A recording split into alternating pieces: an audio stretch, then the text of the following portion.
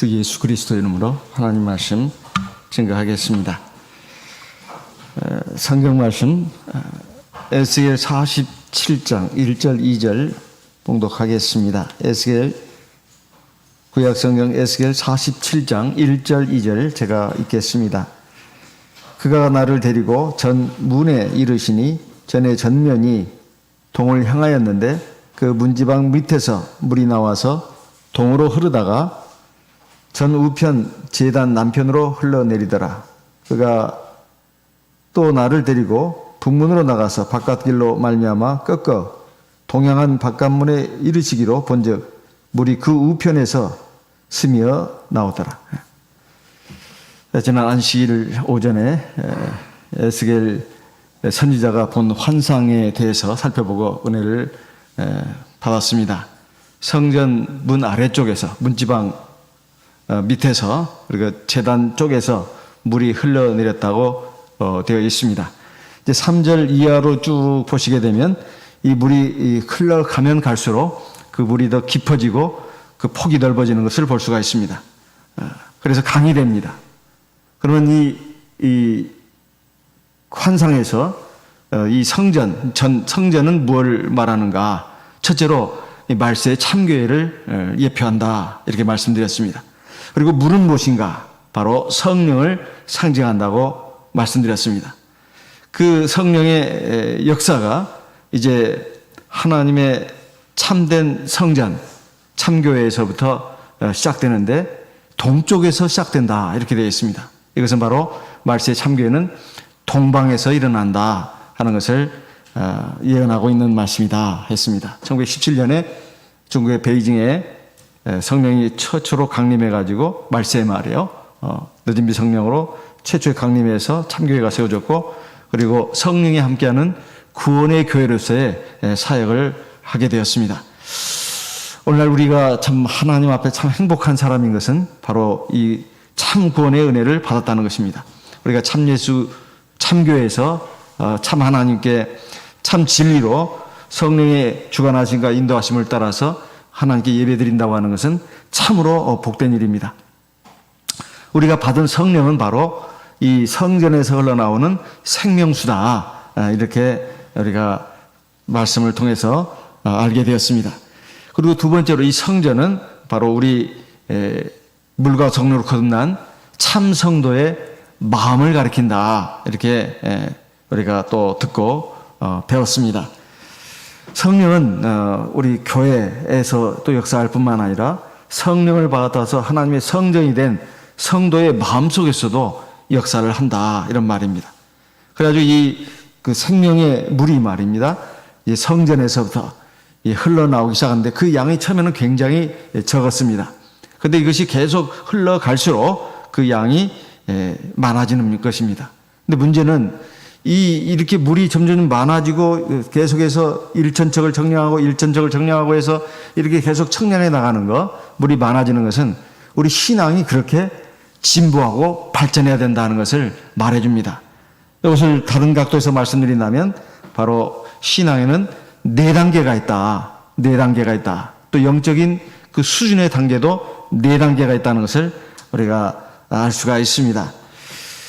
그럼 어떻게 하면 이 생명수가 우리에게서 흘러나오게 할 수 있을까? 세 가지 요점을 말씀드린다면 첫째는 바로 하나님을 나의 삶에서 첫째로 모셔야 된다. 가장 중요한 위치에다가 모셔야 된다는 겁니다. 바로 그래서 성전의 동쪽에서 즉 오른쪽에서 우측으로 이렇게 나왔다고 하는 것은 성경에서 오른쪽, 우측은 중요한 부위를 뜻합니다.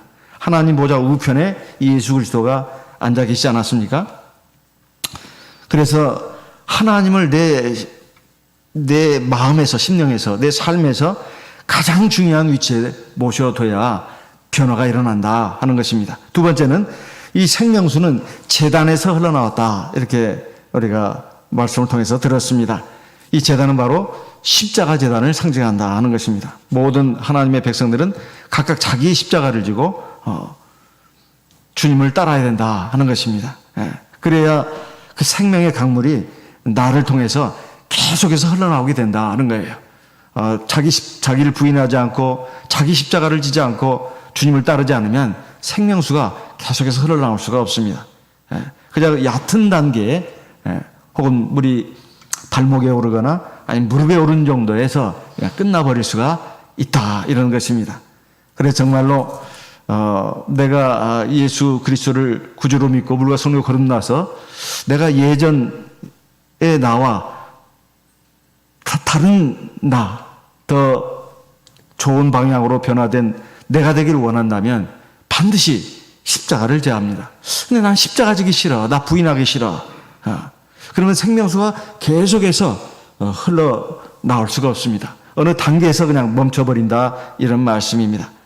또 성령이 내 안에서, 내 삶 가운데서 역사할 수가 없다, 이런 말입니다. 세 번째는 하나님으로 하여금 나를 측량하도록 하셔야 된다, 이 말이에요. 어떤 사람이 줄자를 가지고 일천척을 측량한다고 했는데 사실은 이분은 바로 주 예수 그리스도입니다. 바로 하나님이다, 이 말이에요. 하나님이 우리를 늘 측량하신다, 이런 말이에요. 이것은 바로 하나님의 줄자를 가지고 표준을 가지고 나를 재신다는 것입니다. 그래서 내 자신도 하나님 안에서 하나님을 경외하고 하나님을 섬기는 이러한 믿음의 길을 걸어가면서 항상 하나님의 표준, 즉 진리로 나를 재는 이것이 있을 때 내가 발전할 수가 있습니다. 반성이 있어야 발전할 수가 있죠. 이 반성이라고 하는 것은 신앙적인 용어로 말한다면 회개입니다. 하나님의 성령의 사역이 나에게서 계속해서 나타나게 하려면 바로 끊임없이 하나님의 말씀을 진리의 말씀을 갖다가 가지고 나를 재야 됩니다. 그러면 내 자신의 부족함을 발견하게 됩니다. 내가 이런 부분이 부족하고 저런 부분이 잘못됐구나, 이걸 알게 되죠.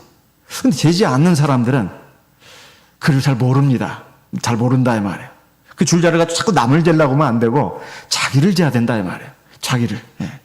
그러면은 내가 하나님 앞에서 계속해서 성령의 그 강물이 양이 더 늘어나고 더 폭이 깊어지고 성령의 역사가 더 크게 일어납니다. 그럼 하나님께 은혜를 많이 받을 수가 있어요. 그리고 이 물이 점점 좀 깊어지고 점점 커진다고 하는 거, 오늘 저녁 무렵에 우리 성도님들에게 보낸 그 자료 사진에 보면은 좀 나와 있습니다. 근데 이제 어떤 우리 성도님들은 아마 휴대폰 그 용량이 좀 한계가 있어서 그런가 상당수 분들이 그것이 전달이 안 됐더라고요. 전달 받은 분들은 아마 그걸 용량을 받을 수 있는 아마 뭐 그런 정도가 되시는 것 같고, 어떤 분은 아마 그 휴대폰 용량이 아마 그게 안 돼서 그런 건지, 어쨌든 그러면 이제 동영상으로 좀 보시면 되겠습니다. 성전에서부터 물이 흘러나오지 않습니까? 물이 흘러나오는데 제단 쪽에서 이렇게 흘러나온다고 했습니다.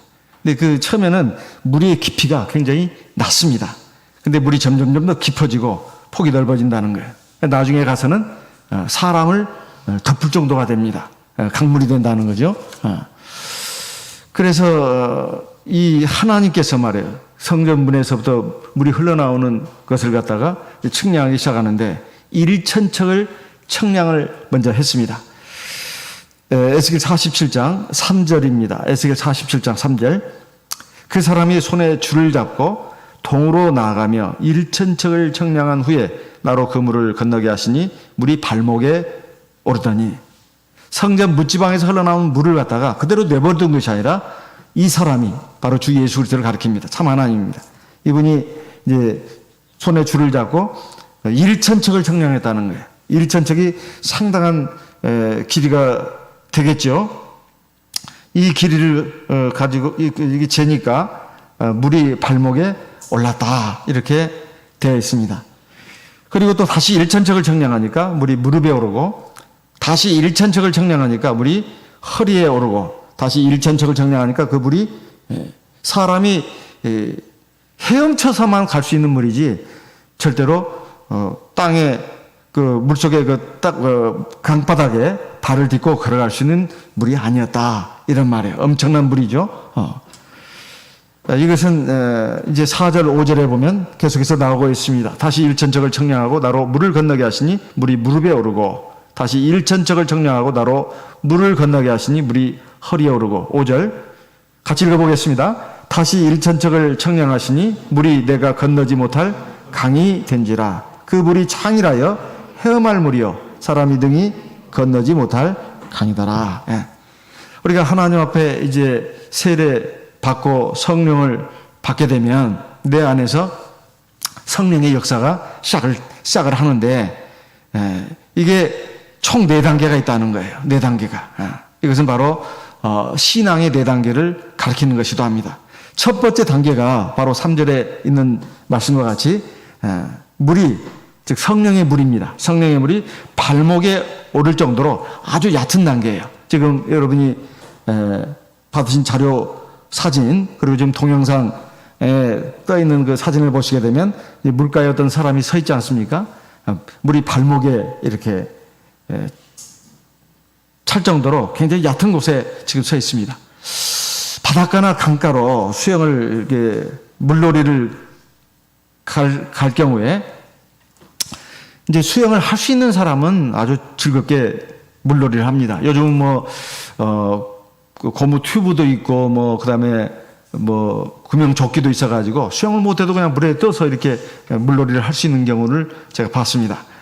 근데 원래 그 수영을 할 수 없는 사람, 예전에는 바닷가나 이 강에 가게 되면 대부분 보면 이제 그 물이 얕은 곳에서 천멍거리면서 놉니다. 물 끌어올리면서 물 장난치기도 하고 막 그 정도로 논다 이 말이에요. 왜냐하면 그곳이 안전하기 때문에 그렇습니다. 또 편안해요. 그래서 또 이 사람이 자기 행동에 별 제약이 없습니다. 물이 발목에 오를 정도니까 벌써 뭡니까? 몸 자체가 그렇게 크게 행동에 제약을 받지 않는다 이 말이에요. 이것은 이제 막 성령을 받은 사람의 영적인 그 상태를 말하는 것입니다. 성령을 처음에 받게 되면 굉장히 기쁘고 즐겁습니다. 물론 성령을 되게 미약하게 받은 분은 받았는지 안 받았는지도 모르겠다 이렇게 말하는 분이 있어요. 그러나 대체로 성령을 받으면 마음이 기쁘고 즐거워집니다. 그리고 이제 그것이 자기가 전혀 하나님을 모르다가 하나님 앞에 나와서 이제 진리의 말씀을 듣고 성령을 받게 되면 막 눈물을 흘리면서 감격해 하는 경우가 적지 않습니다. 그리고 또 때에 따라서는 환상을 보기도 합니다. 하나님의 특별한 역사죠. 그러면서 이제 내가 진짜 하나님을 찾았구나. 내 참 아버지를 찾았구나. 하나님이 이렇게 살아계신다는 것이 너무 놀랍고, 진짜 내 인생에서 정말로 가장 기쁜 순간이다. 이렇게 하면서 아주 기뻐합니다. 그런데 이것은 신앙이 막 시작을 한 것이다 이 말이에요. 이제 막 새로운 생명이 시작을 한 것입니다. 결코 성령이 충만한 단계는 아니다 이 말이에요. 그래서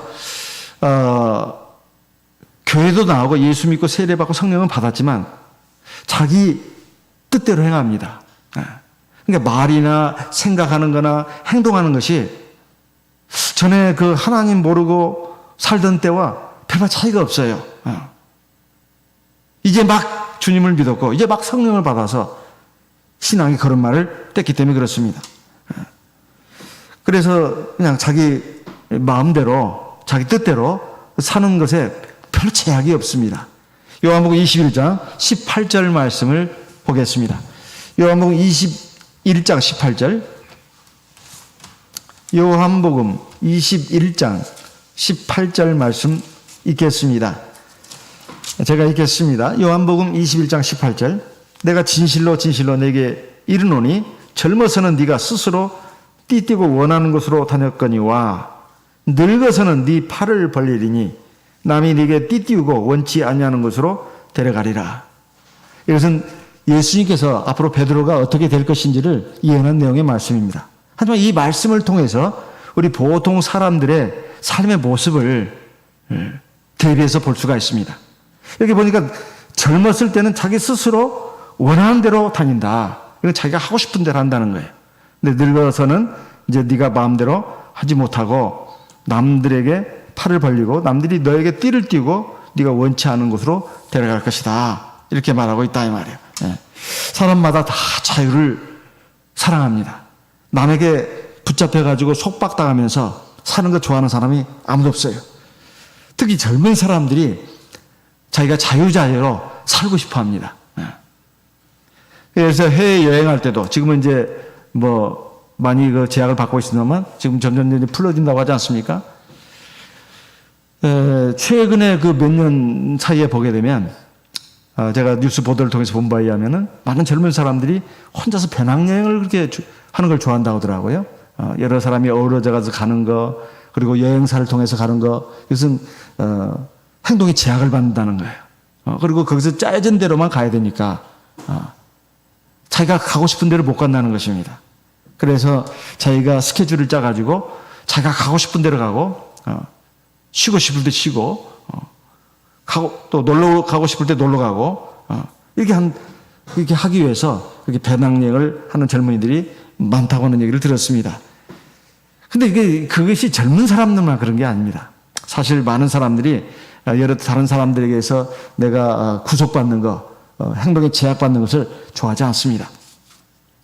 사람마다 다 자유를 좋아한다 이 말이에요. 자기가 자기의 삶을 관리하고 싶어 합니다. 우리가 하나님을 처음 믿게 되었을 때도 그와 같습니다. 내가 아무리 성령을 받고 하나님 앞에 구원의 은혜를 받았다 할지라도 물이 내 발목에 오른 정도밖에 안 돼요. 그래서 거의 내 행동에 영향을 주지 못합니다. 여전히 자기 자신을 갖고 있어요. 내 뜻, 내 의지, 내 감정, 내 삶의 목표, 이것이 확실하게 있습니다. 그래서 과거에 가졌던 내 그 생활의 습관을 잘 고치지를 않고 또 못합니다. 여전히 자기의 마음, 뜻을 따라서 행동을 하고 일을 한다 이 말이에요. 그렇지만 이것은 신앙의 시작이고 비교적 유치한 단계에 있다 이런 말이에요.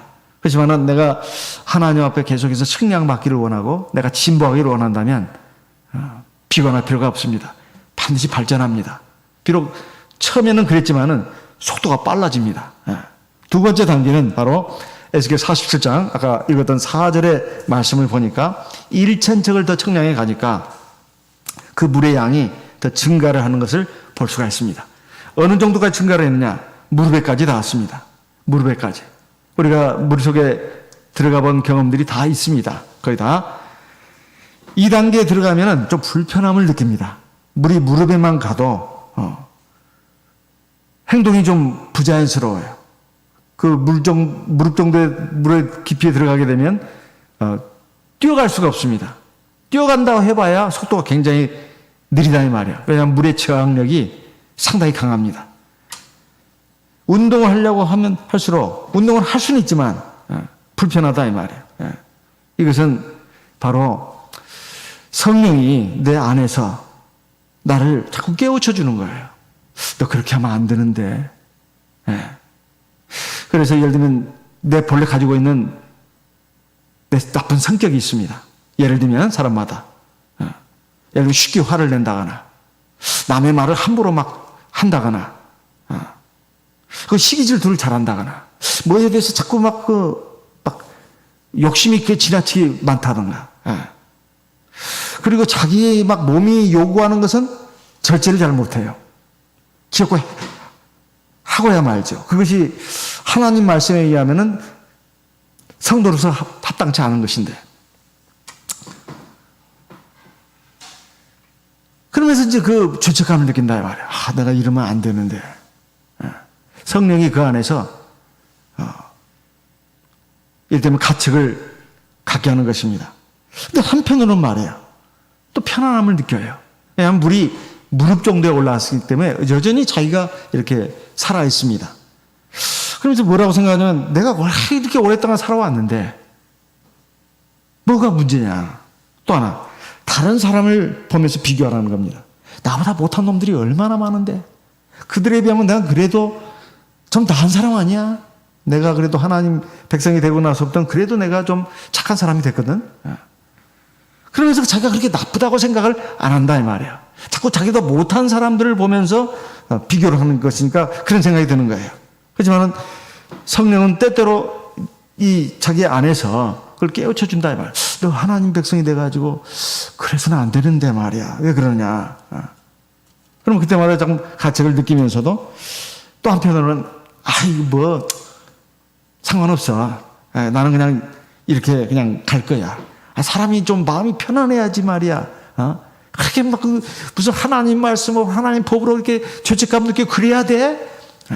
그렇게 살고 싶지 않아. 난 신앙생활 그렇게 하고 싶지 않아. 이런단 말이에요. 또 자기가 자기를 또 그렇게 따뜻거리는 것입니다. 그러다 보니 신앙이 더 진보를 안 하는 거예요. 세 번째 단계는 이제 물이 허리에 오른 것이 일천적을 또 청량해 가니까 물이 허리에 오는 정도가 되었습니다. 이건 성령의 역사가 점점 커지는 거예요. 사실 몸의 반절이 물에 들어간 것입니다. 머리끝에서 발끝까지 그 절반이 허리 아닙니까? 물이 허리에 올랐다는 것은 우리 몸의 반절은 물속에 들어있고 반절은 물 위에 있는 거예요. 이런 사람은 이리저리 몸을 움직이려고 해도 쉽게 움직여지지가 않습니다. 그리고 걸어가려고 치면은 참 힘이 들어요. 뛰어가려고 하면은 속도가 굉장히 느립니다. 사실 뛸 수가 없어요. 그 정도면 그냥 이렇게 가는 거죠. 어그적거리면서. 이것은 우리 마음에 상당한 이제 갈등이 있는 걸 말합니다. 어떤 하나님 말씀을 들으면 그렇구나. 근데 내가 막 그 양심의 가책을 느끼는 거예요. 로마서 7장 18절 말씀을 보겠습니다. 로마서 7장 18절입니다. 로마서 7장 18절. 로마서 7장 18절. 내 속 곧 내 육신에 선한 것이 거하지 아니하는 줄을 아노니 원함은 내게 있으나 선을 행하는 것은 없노라. 19절. 내가 원하는 바 선은 하지 아니하고 도리어 원치 아니하는 바 악은 행하는도다.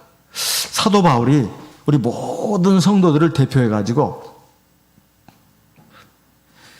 즉 성령의 역사가 없다고 했을 때를 가정해서 내가 예수를 믿고 세례만 받았어요. 그리고 하나님 말씀을 계속해서 듣습니다. 근데 성령은 이제 특별히 역사를 하지 않을 때 내 양심만 가지고 내가 하나님 말씀을 따르고 지켜나가는 이런 길을 가려고 할 때 일어나는 이 상태를 지금 대변해서 말하고 있는 거예요. 내 마음속으로는 정말 착하게 살고 싶고 내가 하나님의 백성다운 백성으로 살고 싶은데 이렇게 안 된단 말이에요. 내 안에 이미 있는 육신의 정욕 이런 것들이 아주 끈질깁니다. 그래가지고 결국은 내 양심대로 하지를 못하고 그 육신의 그 원하는 것에 그냥 끌려간단 말이에요. 그래서 내 양심과 육신이 항상 싸웁니다. 사실 양심이라고 하는 것은 하나님께서 사람들에게 주신 등불입니다. 사람에게 다 주셨어요. 양심은. 물론 이 양심이 완전한 건 아닙니다. 완전한 건 아니에요. 그러나 모든 인간에게 다 주셨어요. 로마서 1장 2장에서도 쭉 읽어나가 보면 이방인들도 세상 사람들도 하나님이 다 양심을 주셨어요. 그래서 특별히 하나님의 법을 몰라도 사람을 죽이면 안 된다. 남의 물건 훔치면 안 된다. 이걸 기본적으로 다 알고 있습니다. 그건 하나님이 양심을 주셨기 때문에 그래요. 그래서 내가 화를 낸 것은 잘못이다. 근데 내가 참을 수가 없어요. 그래서 화를 낸 것입니다. 근데 양심상으로는 내가 이러면 안 되는데. 그렇게 자책을 한다는 것입니다. 내가 탐욕을 부려서는 안 돼. 탐욕을 부린다. 물건이든 자리나 명예든 또는 이성에 대한 어떤 욕구든 욕심 부린단 말이에요. 그래가지고 결국 죄를 짓는다 말입니다. 이것이 이러면 안 된다는 걸 알면서도 한다 말이에요.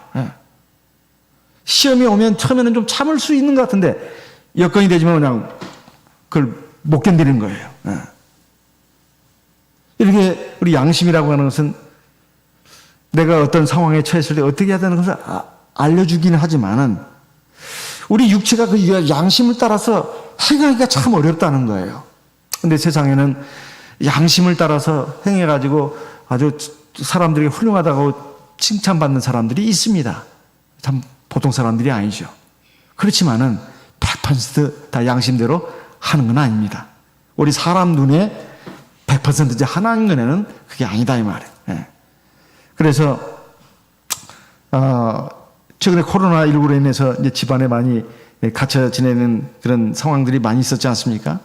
그러면 이제 보통 인스턴트 음식을 많이 먹는다고 그래요, 사람들이. 예. 뭐 피자나 뭐 빵이나 뭐 라면이나 뭐 여러 가지 인스턴트 음식을 많이 먹는데 이거 많이 먹으면 몸에 안 좋거든요. 근데 이걸 끊을 수가 없는 거예요. 예. 참을 수가 없는 겁니다. 또 줄곧 막 그 집에서 있다 보니까 뭐 인터넷 하면서 여러 가지를 막 본단 말이에요. 그걸 멈출 수가 없는 거예요. 그 좋은 것도 있지만 나쁜 것도 많습니다. 예. 신앙이 이런 단계에 이르게 되면 성령의 역사가 내 삶의 반절을 차지하고 나머지 반절은 내 육신이 차지하는 거예요. 이게 물이 허리에 오른 단계입니다. 그럼 어떻게 해야 되겠냐 이 말이에요. 사실 이때가 제일 괴로울 때예요. 양심의 가책을 많이 느낄 때고 그렇습니다. 로마서 7장 23절 24절 내 지체 속에서 한 다른 법이 내 마음의 법과 싸워 내 지체 속에 있는 죄의 법 아래로 나를 사로잡아오는 것을 보는다. 이것은 양심의 법, 육신의 정욕을 이렇게 지금 비유적으로 표현한 것입니다. 양심의 법, 그리고 육신의 정욕. 이걸 죄의 법이라고 하죠. 21절입니다. 오호라 나는 공고한 사람이로다. 이 사망의 몸에서 누가 나를 건져내라. 너무 괴롭다는 거예요. 이런 사람이라면 사실 물이 발목에 오른 사람, 무릎에 오른 사람 이런 생각도 안 합니다. 물이 허리에 올랐기 때문에 성령의 지금 그 깨우침 역사가 상당한 거예요. 또 그렇지만 또 육신의 정욕은 또 여전히 또 반절은 살아 있습니다. 그러니까 이것이 막 충돌을 하니까 막 괴로운 거예요. 그럼 어떻게 해야 되냐 이 말이에요. 이 싸움이라고 하는 것이 마땅히 이렇게 내가 해야 되는 건 아는데 그렇게 할 수가 없다 이 말이에요. 이것을 다른 사람에게 말도 못합니다. 왜냐하면 자기 수치스러운 부분을 내놓아야 돼요. 사람마다 자기 속에 깊은 것들은 잘 말하지 않습니다. 이건 하나님만이 아시는 거고 하나님께는 얘기할 수 있어도 사람에게는 말 못하는 거예요. 어떤 사람은 자기 나쁜 성격과 싸움하는 경우도 있습니다. 정말 신앙적인 사람은 내가 이거 고쳐야 되는데 내가 이게 참 특히 말에 내가 참 잘못이 많은데 교만한다거나 어리석다거나 또는 화를 잘 낸다거나 이게 나쁜 성격이잖아요. 또 어떤 사람은 마음속에 정직과 싸움하는 경우도 있어요. 내가 정말 사람은 안 봐도 하나님 보시니까 내가 정직하게 해야 되는데 사람이 좀 안 본다 싶으면 엉뚱한 짓을 합니다. 그리고 정직하게 해야 되는데 거짓말도 한단 말이에요. 거짓말도. 사실은 거짓말하면서도 이게 이미 어느 정도 체질화됐기 때문에 죄책감도 안 느낍니다. 거짓말을 늘 하는 사람들은 자기가 좀 잘못된 줄 몰라요. 이 거짓말 하나가 이게 참 잘못된 것인데 그걸 모른단 말이에요. 딱 잡아떼는 겁니다. 확실한 증거가 나오지 않으면. 나중에 이게 다 드러나거든요. 감췄던 것이 다 드러나지 않을 일이 없고 예수님께서 말씀하시지 않았습니까? 사실은 그 뒤로 좀 밀어놓은 것에 불과합니다. 나중에 다 그냥 다 들춰지는 거예요. 그리고 또 하나님께 감사해야 한다는 것을 수없이 들으면서도 칼핏 하면 원망을 한다 이 말이에요. 하나님이 왜 나를 이렇게 하시느냐. 막 울부짖는다 이 말이에요. 나중에 이제 믿음이 들어가면 그게 부끄럽습니다. 이런 것들입니다. 어떤 사람은 육체의 정욕과 막 싸운다 이 말이에요. 어떤 사람은 술 때문에, 담배 때문에, 또는 그 인터넷 동영상을 통해서 봐서는 안 되는 나쁜 것들, 이게 보는 것이 그냥 이미 물이 들었어요. 그거 안 보면 막 안 돼.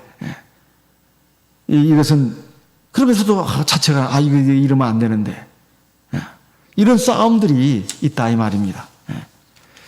사람마다 다 자기만의 싸움이 있어요.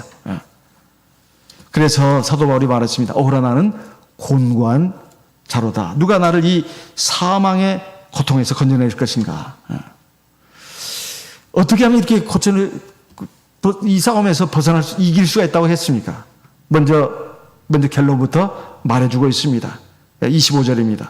로마서 7장 25절. 우리 주 예수 그리스도로 말미암아 하나님께 감사하리로다. 하나님의 도우심. 예수 그리스도의 힘으로 말미암아 그것을 벗어날 수 있다는 거예요. 그것을 이제 구체적으로 말하는 것이 바로 로마서 8장입니다. 로마서 8장이에요. 3절 같이 2절 같이 읽어보겠습니다. 2절. 이는 그리스도 예수 안에 있는 생명의 성령의 법이 죄와 사망의 법에서 너를 해방하였습니다. 생명의 성령의 법, 참 말도 깁니다. 간단히 말하면 성령의 역사예요. 성령의 역사를 생명의 성령의 법이라고 말한 거예요. 하나님의 계명, 하나님의 말씀을 사람의 의지, 사람의 양심으로, 사람의 노력으로 다 지킬 수가 없어요. 그럼 어떻게 해야 되느냐?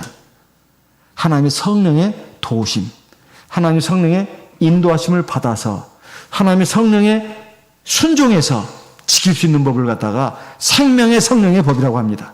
왜 앞에 생명이 들어가느냐? 그래야 성령은 생명을 주기 때문에 그래요.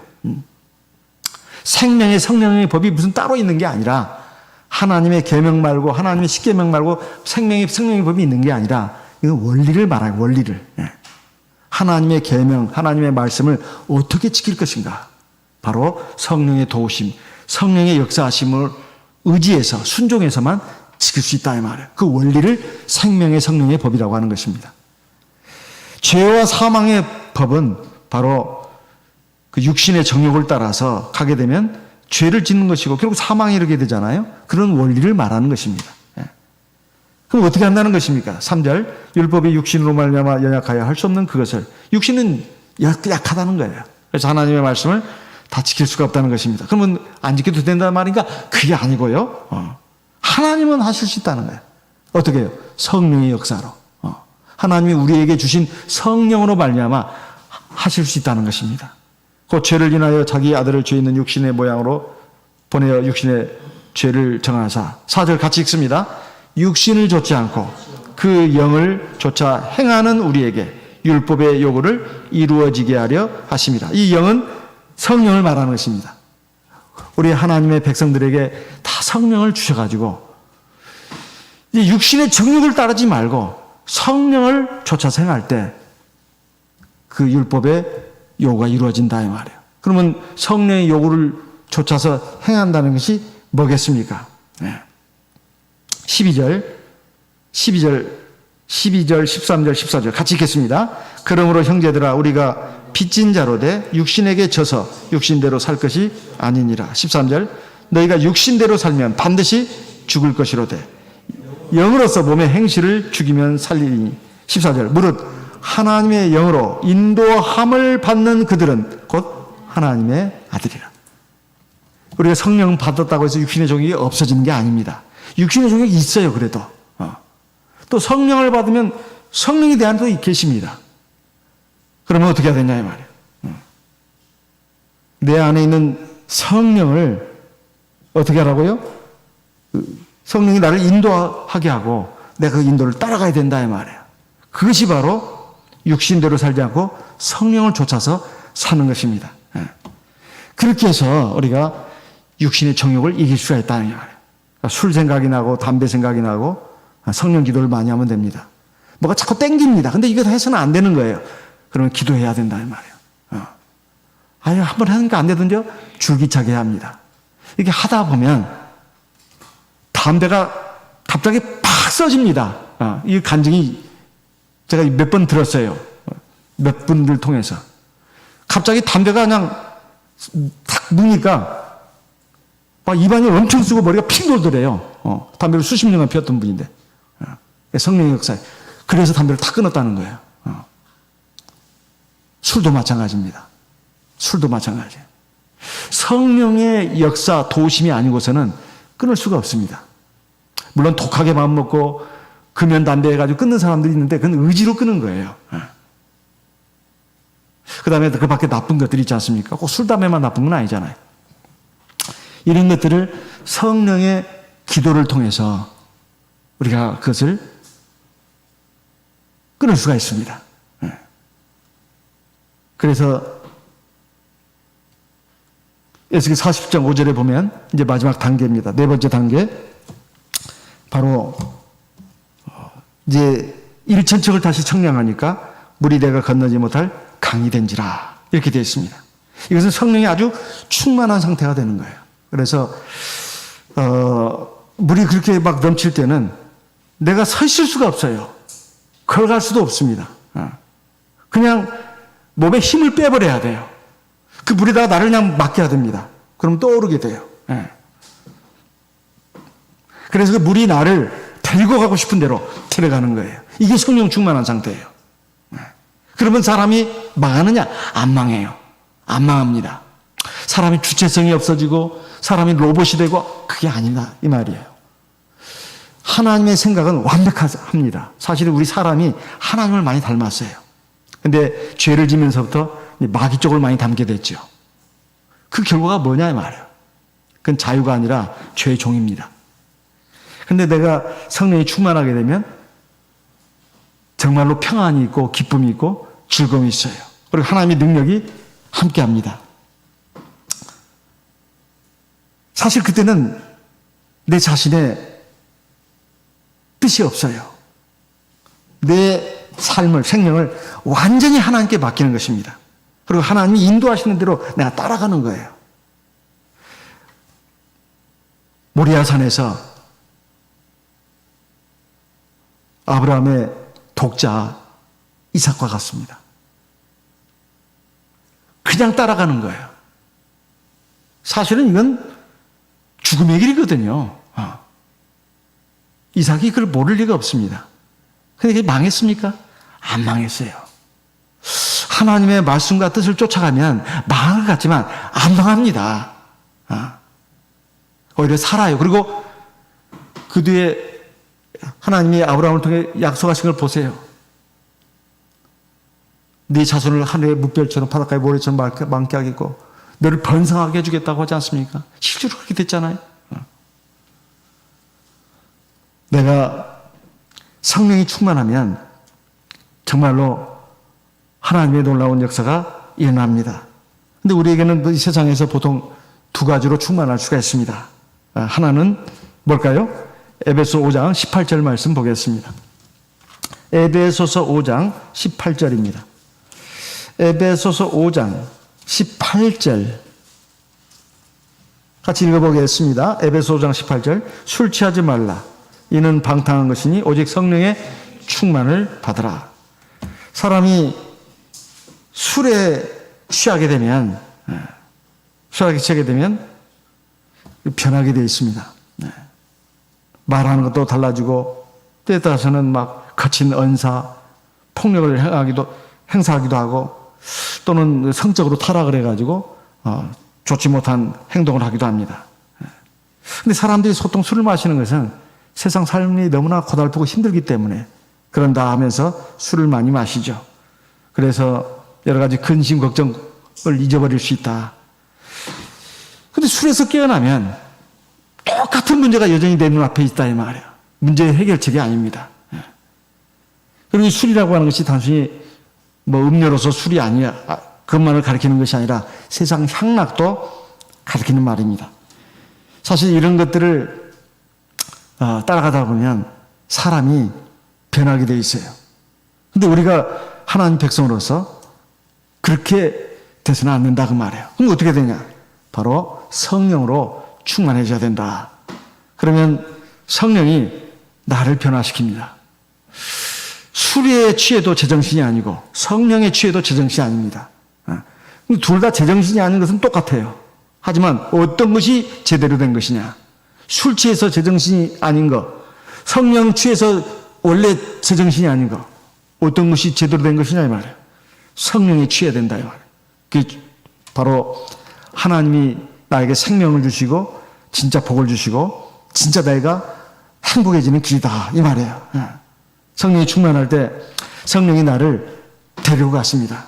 이 강물이 충만한 상태예요. 본래 내 뜻이 있었어요.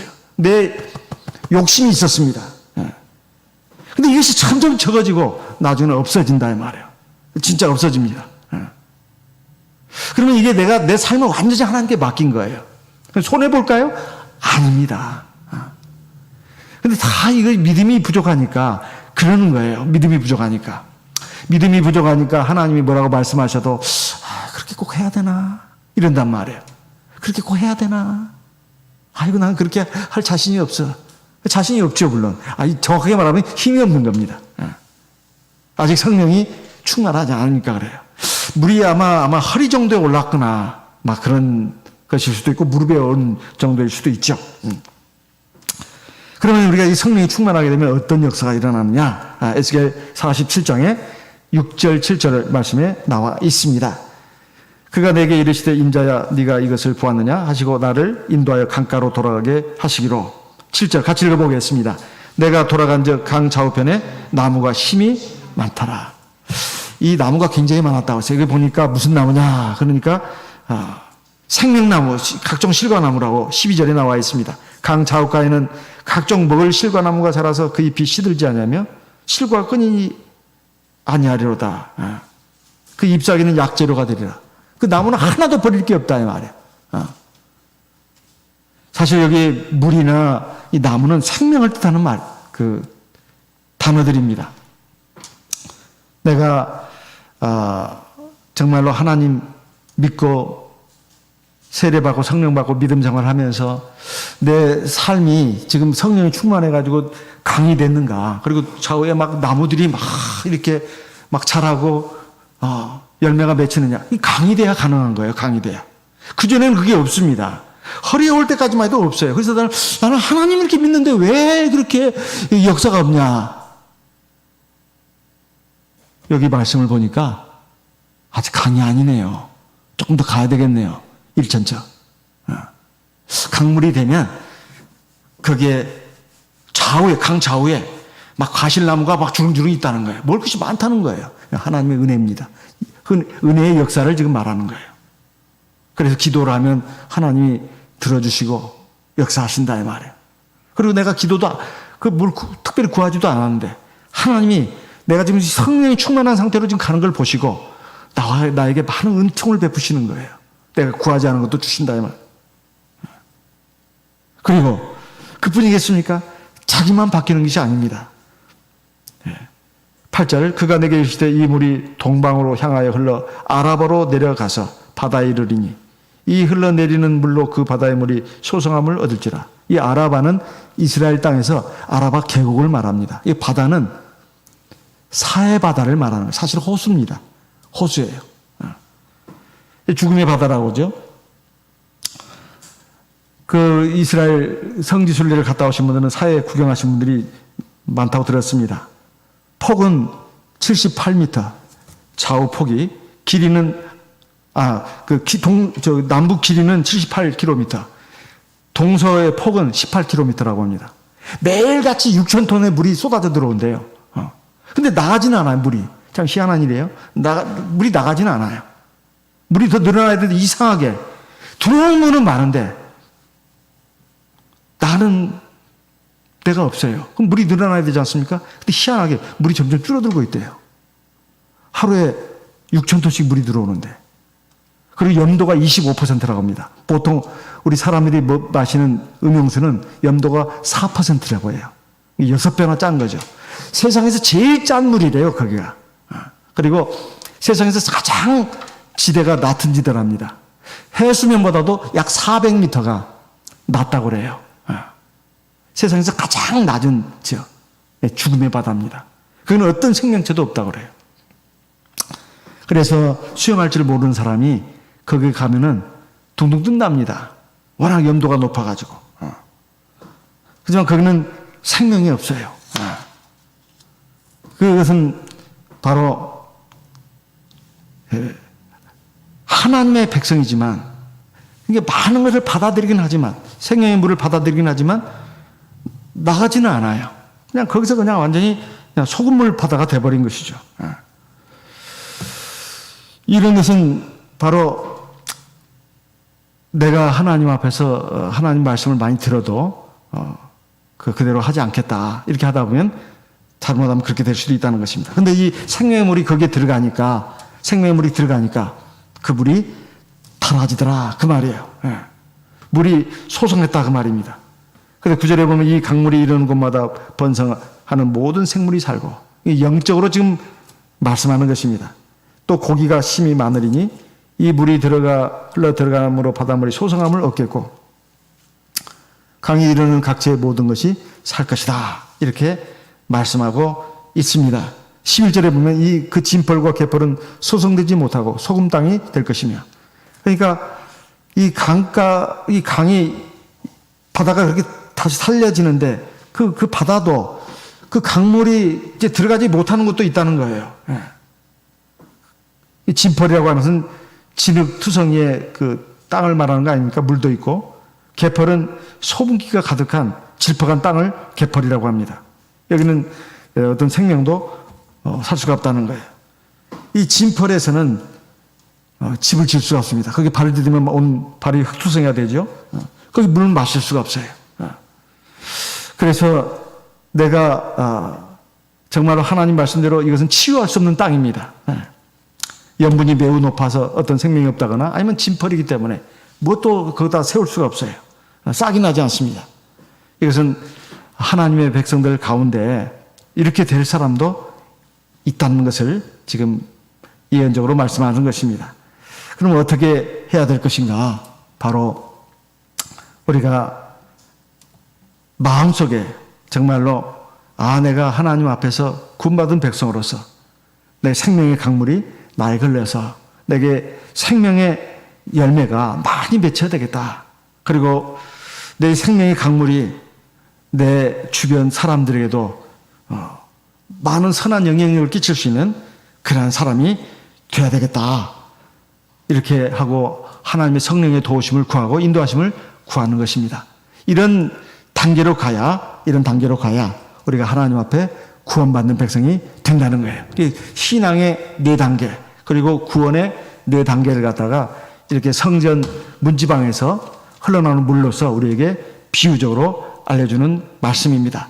우리가 정말로 하나님 앞에서 내가 하나님 앞에 구원받은 백성으로서 내가 지금 신앙의 어느 단계에 와 있는가, 내 영적인 단계는 어느 정도인가, 이것을 한번 점검해보고 일천적으로 청량해 가는 이런 우리 신앙의 생활이 돼야 되겠습니다. 그리고 이 물이라고 하는 것이 성전에서부터 흘러내려온다고 되어 있습니다. 원래 물은 높은 곳에서 낮은 곳으로 흘러내려온 거 아니겠습니까?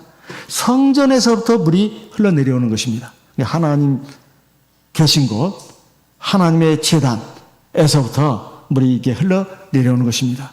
그리고 주 예수 그리스도 참 하나님께서 주를 가지고 계속해서 재나간다고 하는 것은 우리의 신앙이 계속해서 진보해야 된다는 것을 말해주고 있습니다. 우리 하나님은 바로 우리를 그렇게 인도해 가신다 하는 것을 우리가 깨닫고 우리 하나님의 도우심과 인도하심을 구하는 우리 모두 성도님 되시길